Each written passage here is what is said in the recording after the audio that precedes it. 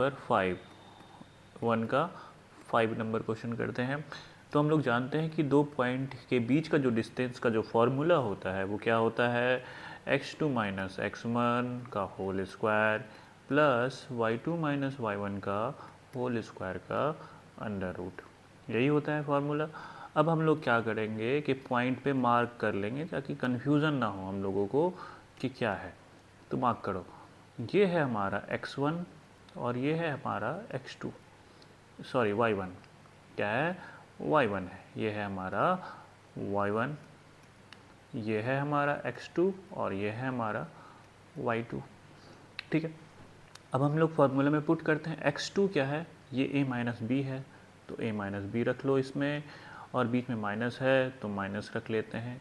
और x1 क्या है हमारे पास, a प्लस बी है, ठीक है, और यहाँ पे इसका होल स्क्वायर। y2 क्या है हमारे पास, a प्लस बी का a प्लस बी है, और y1 क्या है हमारे पास, a माइनस बी है, इसका होल स्क्वायर का अंडर रूट। ठीक है, अब ये माइनस से मल्टीप्लाई करो इसके अंदर, ठीक है, माइनस ए माइनस बी, और ये माइनस ए हो जाएगा, और ये माइनस और प्लस क्या हो जाएगा, माइनस बी हो जाएगा। ठीक है, चलिए, तो ये हो गया हमारा इसका होल स्क्वायर। उसी तरह से इसमें भी करेंगे, ए प्लस बी, ये माइनस ए हो जाएगा, और ये माइनस और माइनस क्या हो जाएगा, प्लस का बी हो जाएगा, ये होल स्क्वायर हो जाएगा। इसका क्या हो जाएगा, अंडर रूट हो जाएगा।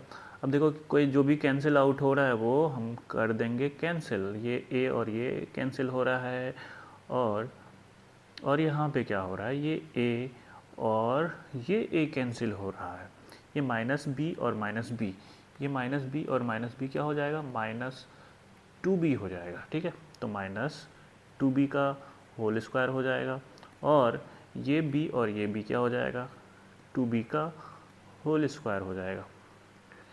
अब यहाँ पे इवन पावर है तो माइनस से कोई फ़र्क नहीं पड़ने वाला है, ये क्या हो जाएगा, 4b का होल स्क्वायर हो जाएगा, और ये भी 4b का होल स्क्वायर हो जाएगा, 4b का स्क्वायर।